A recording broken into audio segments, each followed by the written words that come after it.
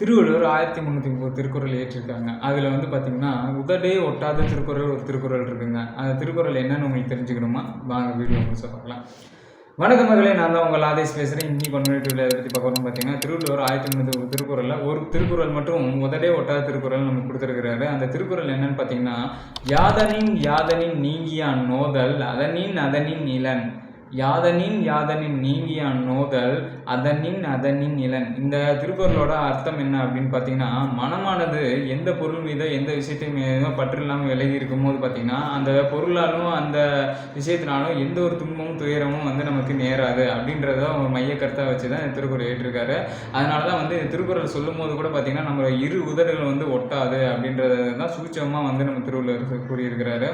எவ்வளோ பெரிய விஷயத்தை வந்து பார்த்திங்கன்னா ஒரு 2 லைனில் வந்து சுருக்கி நம்ம கொடுத்துருக்காரு. அவர்லாம் வந்து உண்மையான நம்ம தமிழ்நாட்டோட புத்தர்னே சொல்லலாம். ஏன்னா உலகத்தில் இருக்க மொத்த விஷயத்தையும் ஒரு 1330 திருக்குறளில் அடைச்சி வச்சிருக்காரு அப்படின்னு தான் நம்ம சொல்லணும்.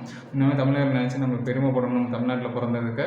இந்த மாதிரி இன்ட்ரெஸ்டான வீடியோஸ்லாம் உங்களுக்கு ஸ்டார்ட் தெரியுமா? அதுக்கு நம்ம பேஜை மறக்காம ஃபாலோ பண்ணிக்கோங்க. இந்த வீடியோ பிடிச்சிருந்தா மற்றவங்களுக்கு ஷேர் செய்யுங்க. அடுத்த வீடியோவில் பார்க்கலாம். அதுவரை உங்கள் ஆதேஷ். நன்றி, வணக்கம்.